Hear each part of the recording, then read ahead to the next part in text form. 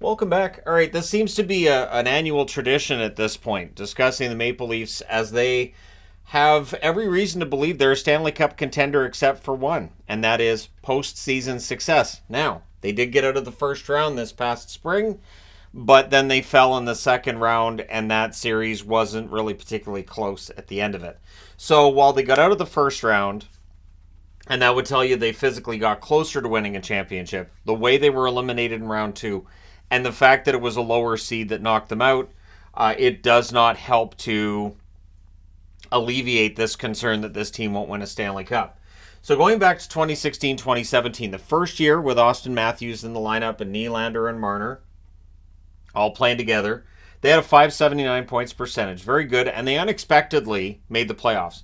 It felt like going into Matthews' rookie season, this was a team that was going to be better.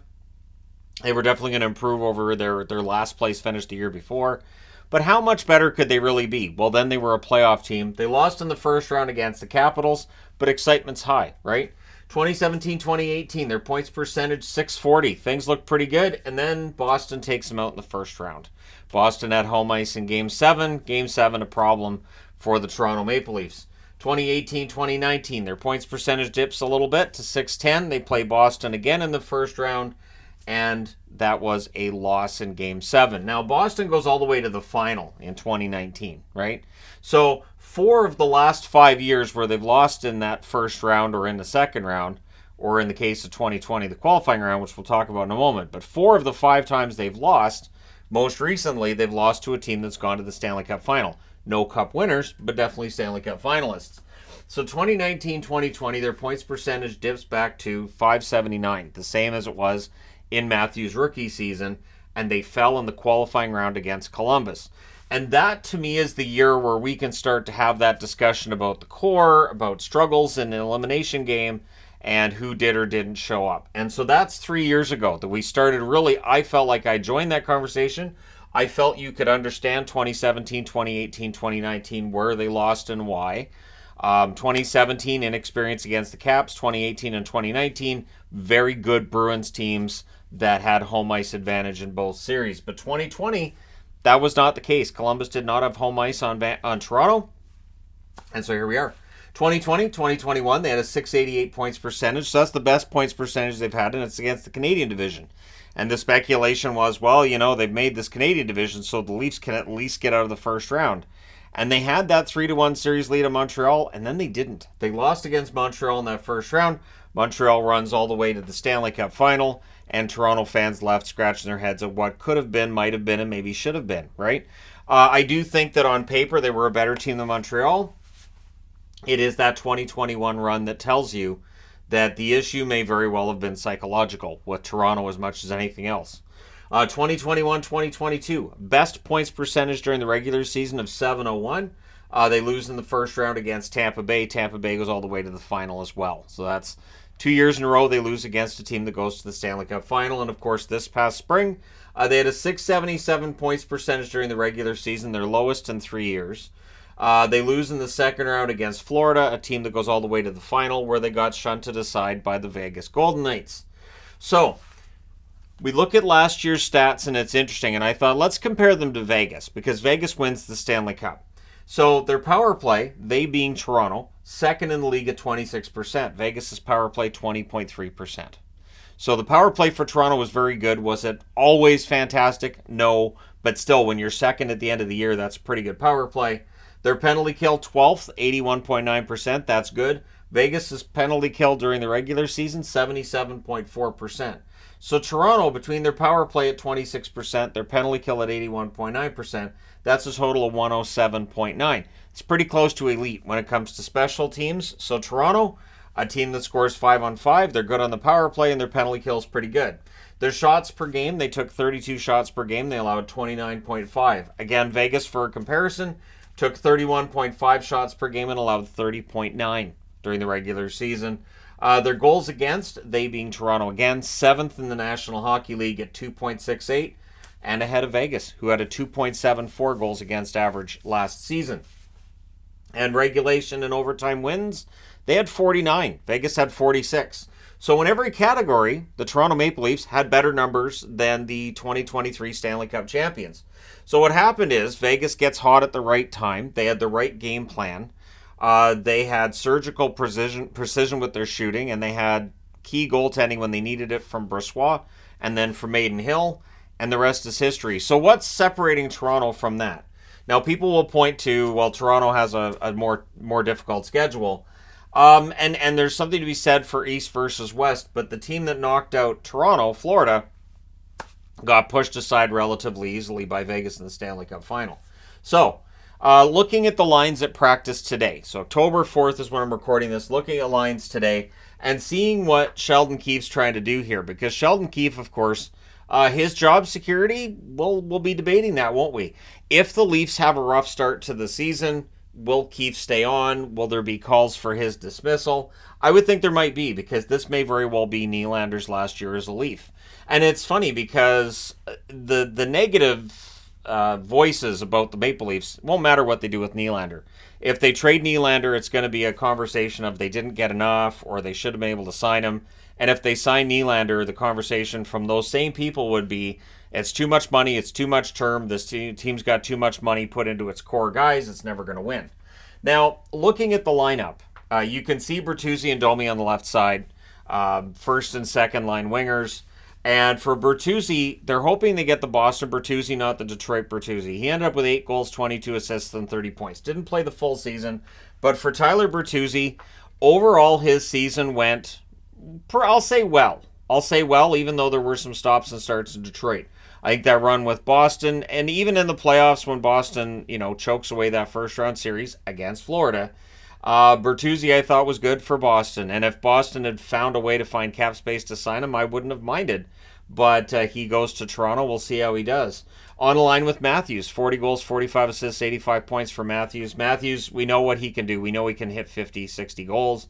Marner, 30 goals, 69 assists, 99 points. One of the best passers in the National Hockey League, and a player who gets as close to 100 points last year without reaching it as you can possibly get.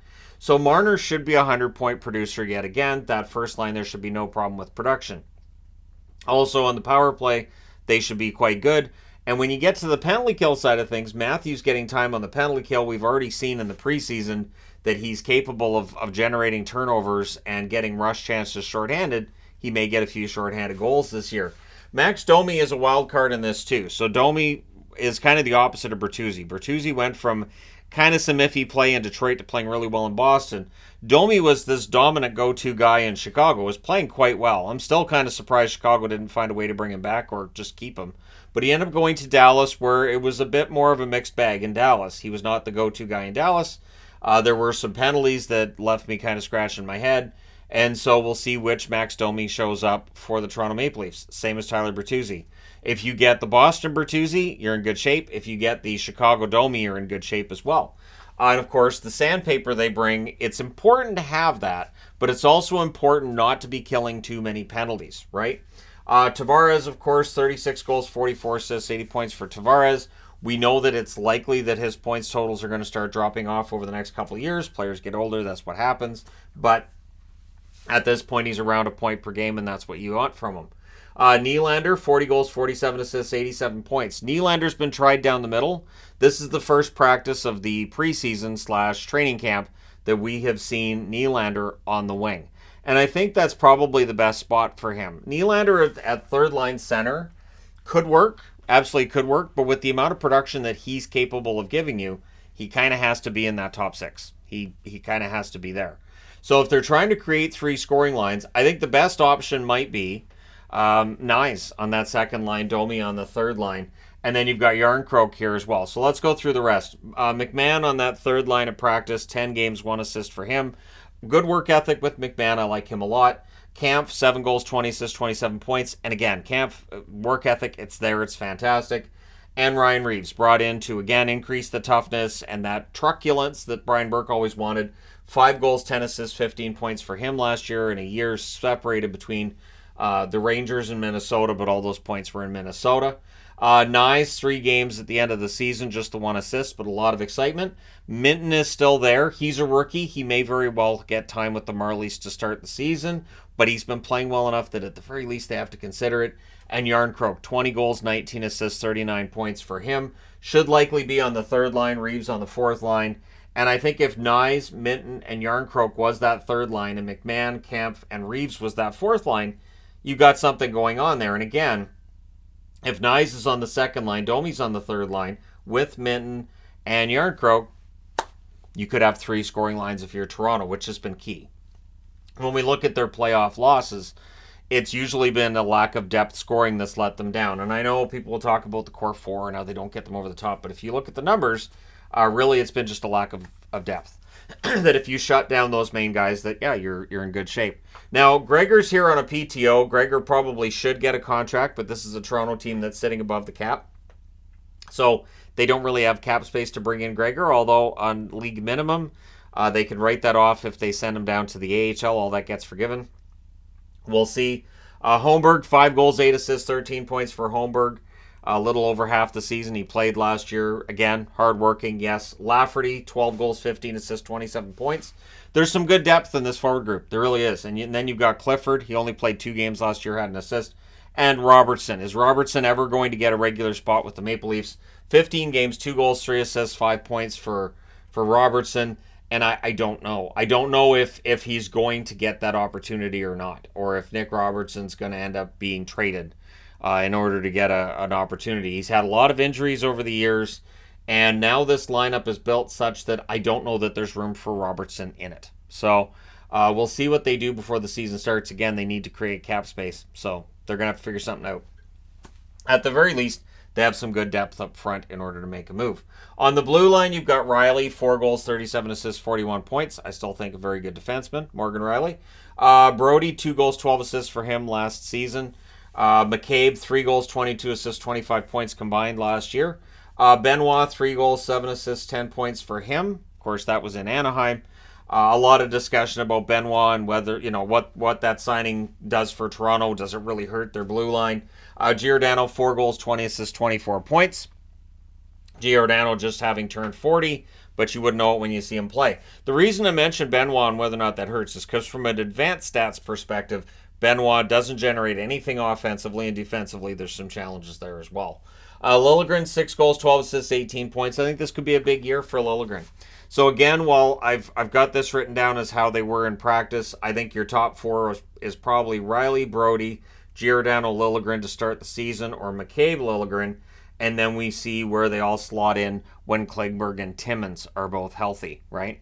So it's an interesting blue line. There's a lot of depth there. They added Lagesson, who played in the AHL last year. He's got some NHL experience, of course. Lajoie gets added from Carolina. He played 3 games for the Canes last year.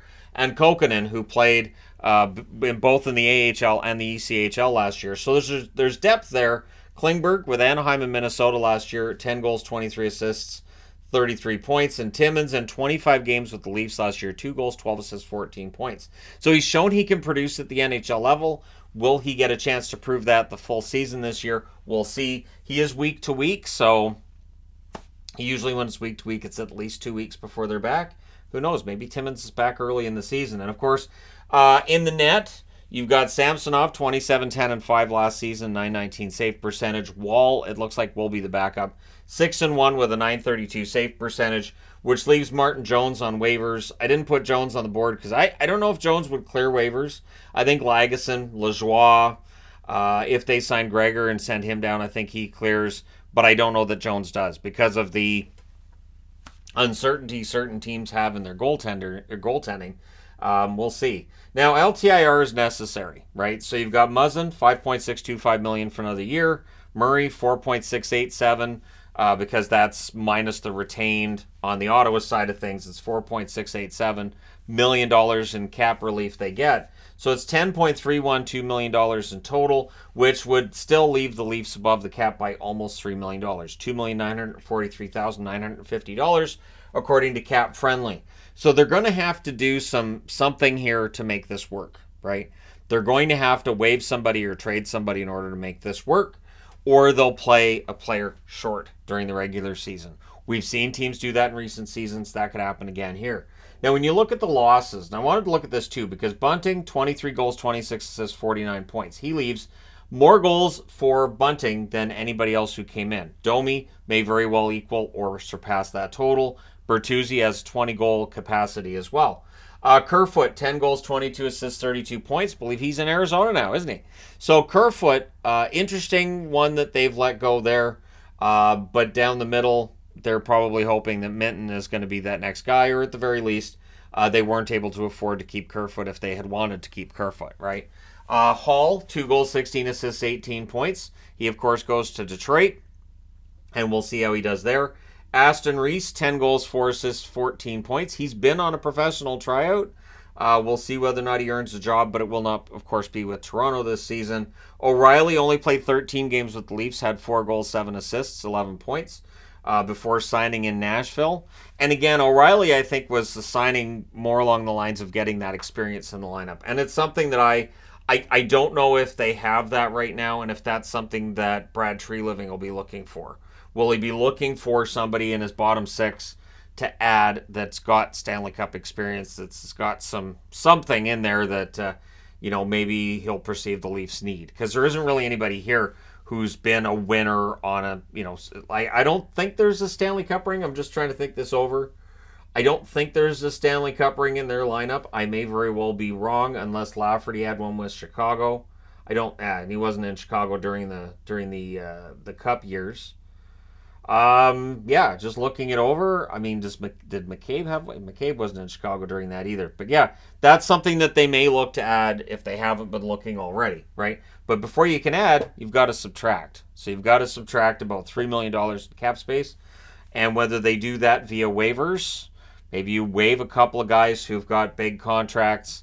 And by big contracts, I mean like the $2 million range, so that a little over $1 million of that contract gets taken off of your cap hit. Again, you might be able to sneak somebody through waivers right now that you can't later in the season because of cap reasons. But it'll be interesting to see how it works, because Brad Treliving has done his best to put his stamp on the team early, adding Bertuzzi, adding Domi, adding Reeves. All 3 of those players bring that physicality. Benoit on the blue line brings physicality as well. And of the players they've lost, Bunting, there was some physicality there, but of course there was a lot of penalties as well. And then outside of that, it's not really a physical bunch. Gustafsson only played 9 games after the trade. The one that I still find to be a head-scratcher, because Sandin looks pretty good in Washington, but yeah, 4 assists for Gustafsson in 9 games there. Simmons only played 18 games last year, had 2 assists, and Luke Shen, after being acquired from Vancouver, played 15 games, played well enough, but he only had the 1 goal and signs for more money than Toronto could have afforded to pay him anyways. So Toronto does have a cap concern. Toronto does have a team that's got a lot of pressure to win a Stanley Cup. There are a lot of things this team's going to have to overcome in order to, make it that far. And when your cup rings, and again, looking at it, I think Murray and Muzzin might be their cup rings right there. So those guys are both on LTIR. We'll see how things go. But I do think that this is a team that's going to end up likely first in their division. And no matter what they do during the regular season, we will still hear that cry of just wait till the playoffs. They could go. They could win 65 games. They could go out and do what Boston did last year during the regular season, and the comments would still be along the lines of, doesn't matter, they're just using up all their wins. They're not going to have anything left for the playoffs. So for Toronto, this is a big year. Again, it feels like Tampa Bay probably falls off a bit. The Vasilevsky injury means Toronto should get some space on them early. Boston's lost some depth down the middle, and Bergeron and Krejci. And I might be understating it to say they've lost depth down the middle. They've lost their heart and soul in Bergeron, and a player in Krejci who'd been there forever too. So there's a real opening there for Toronto to take first in the division, have home ice potentially throughout the Eastern playoffs, but they have to win in the playoffs. So let me know your thoughts. Is this a roster that you think, yeah, you know what, they can buck the trend and win a Stanley Cup this year? Or do you look at this team and say, you know what, they'll be good during the regular season and then they'll lose in the first round? Or do you think Toronto's due for a bit of a clawback? Maybe they fall down the standings a little bit. Let me know your thoughts in the comment section below as always. Don't forget to hit like and subscribe if you're browsing your way through. You just happened upon this video. Thank you guys so much for watching, for all your support. I will talk to you again soon.